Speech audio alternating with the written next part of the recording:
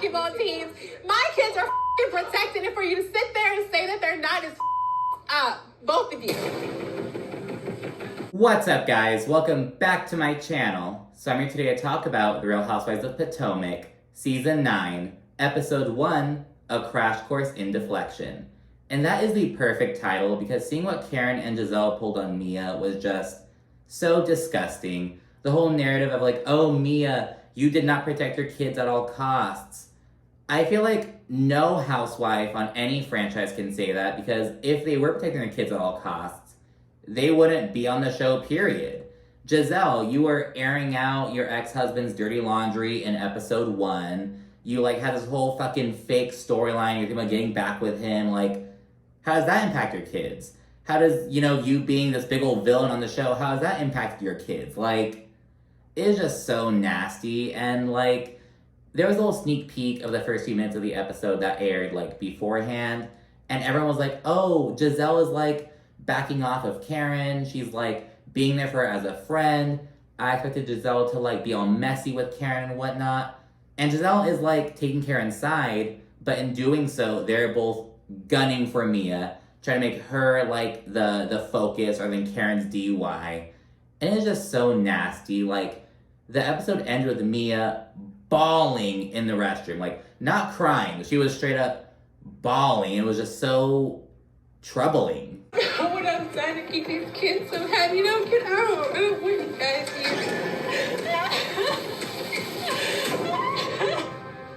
And they're straight up scapegoating Mia. Like, okay, we have all these other storylines going on. Let's try to make Mia the focus. No, Karen, you're the focus, because this is her second DUI, first of all. Which, by the way, like, okay, Karen, you have adult children, but how do they feel seeing you be this way? It was just so nasty of them to, like, just gun for Mia for the sake of sparing Karen, essentially. It was really disturbing to watch.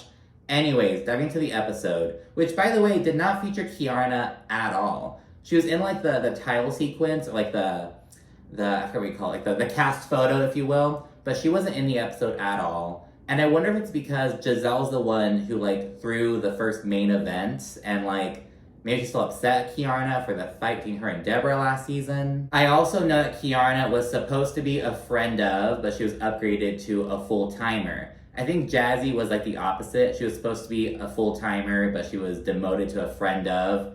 So maybe that's another component, but I thought it was odd that Kiarna was not at the event. But anyways, the episode begins with a little reenactment of Karen's DUI. And right afterward, the ladies all react to the news. They're just like, oh my gosh, like, what the fuck, Karen? Because again, this isn't the first time this has happened. Like, she's just going through it. Karen ended up saying that, like, the grief of losing her parents and her marital issues were all, like, adding to that.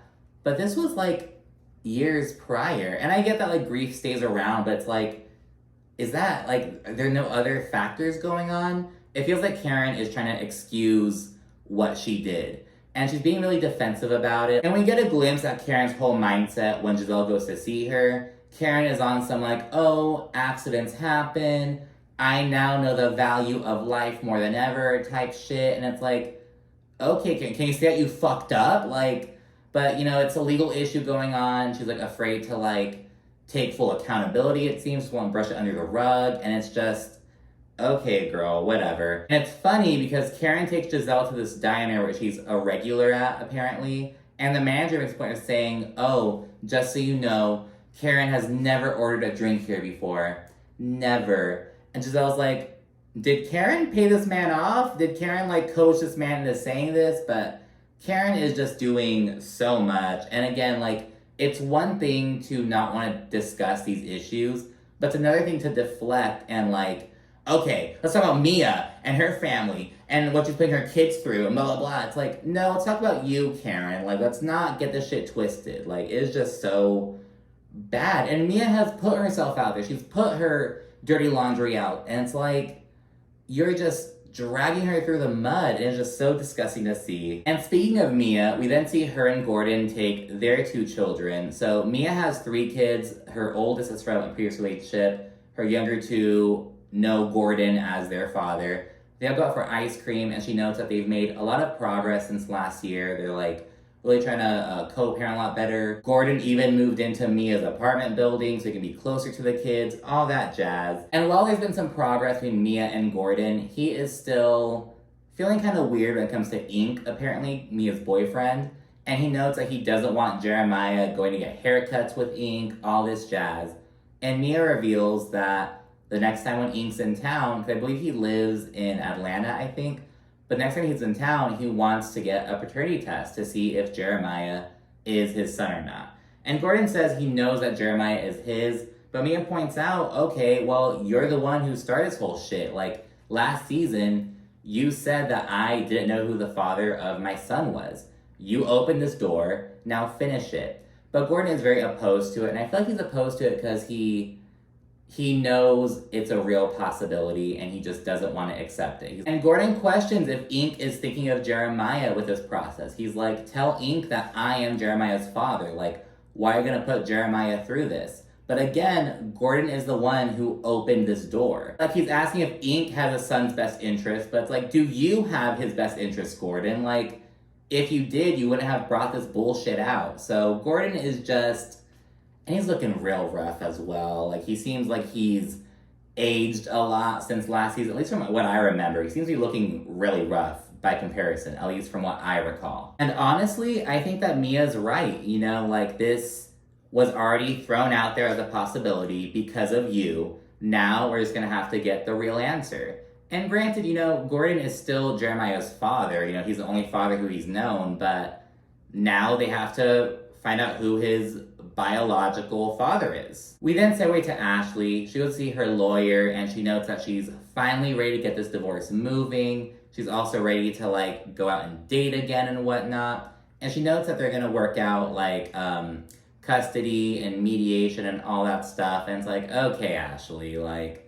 And she notes that, you know, she was just really comfortable where she was at in the divorce process, like, just kind of being separated from Michael but still being married. But now she wants to sever that tie, and it's like, what about the financial stuff? What about, like, are you still gonna support your lifestyle? Like, what's that gonna look like? So, I don't know, but yeah, Ashley is still not divorced yet. We'll see what happens with that, or if anything happens. Next up is Wendy, and she notes that she has decided to resign from being a professor, and she actually types up the email and sends it on camera. I was like, oh shit, like, she's really doing it right there in that moment. She knows that she's been thinking about this for a while, and she just wants to move on to the next chapter. Though she's afraid of telling her mother the news, because her mom loves her being a professor, all that stuff, but Wendy is just over it, so good for her.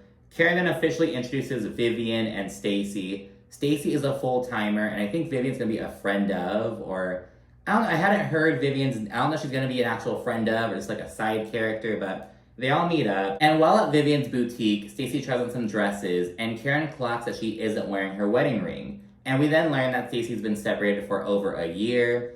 She and her estranged husband were together for about 16 years in total. They have an 8-year-old daughter together.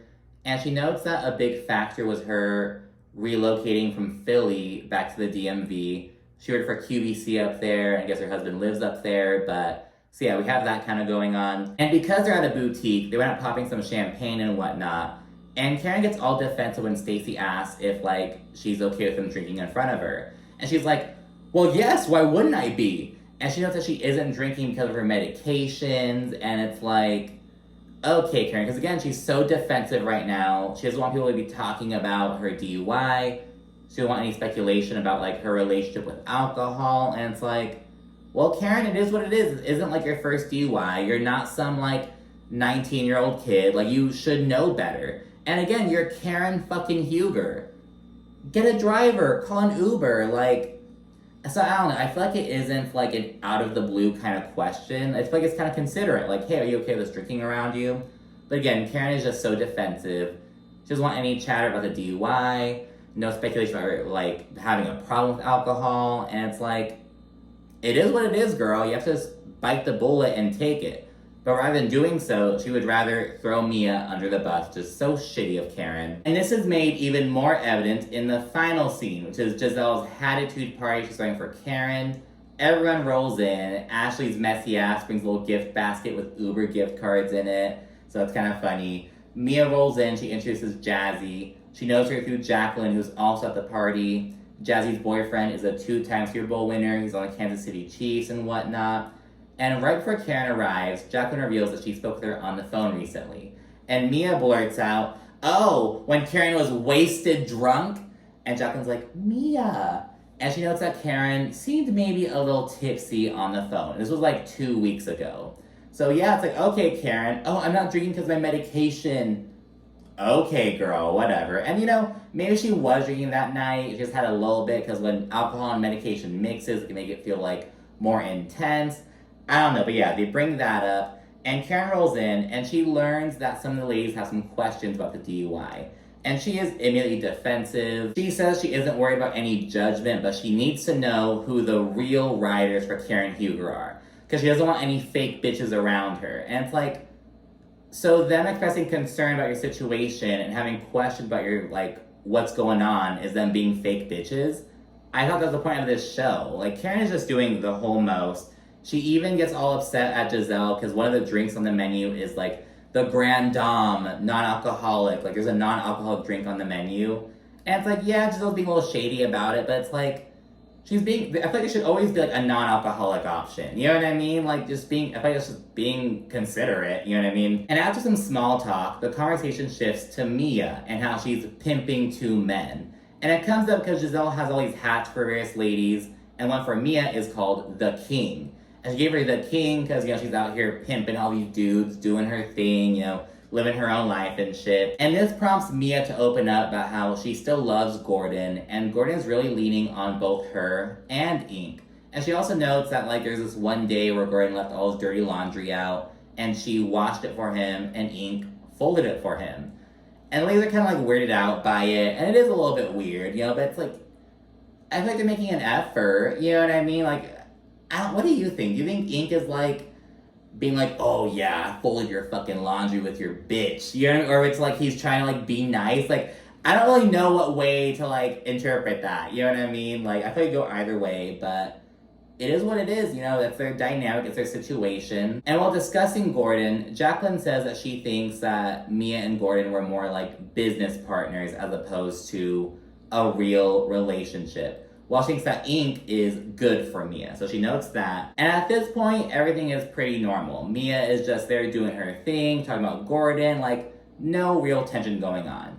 Then, Karen mentions feeling bothered over Mia and her kids being plastered all over the news due to Gordon's outburst last season, where he mentioned, "Oh, why did Jeremiah say that he saw you and Ink in bed together? Why does Ink think that he's Jeremiah's dad?" All that jazz. So Karen brings that up, which just felt kind of out of the blue. Yeah, they're talking about Mia and Gordon, not talking about Mia's kids. And Mia's "You don't think I was bothered about the situation? I didn't do it. It wasn't my fault." And Mia feels like Karen is kind of trying to make it "Oh, Mia, you did this," when it was all Gordon. Mia, did nothing wrong. She, it wasn't Mia's fault. Mia isn't the reason why her son was thrust into the news about, the whole speculation. It is not Mia's fault. And she feels like Karen and Giselle are trying to make it her fault. And Giselle then says, "But Mia, you didn't protect your kids at all costs. If you were, you wouldn't have mixed Gordon and Ink together." And again, I feel like no housewife on any show can say that they protected their kids at all costs. Because you wouldn't be on fucking reality TV in the first place.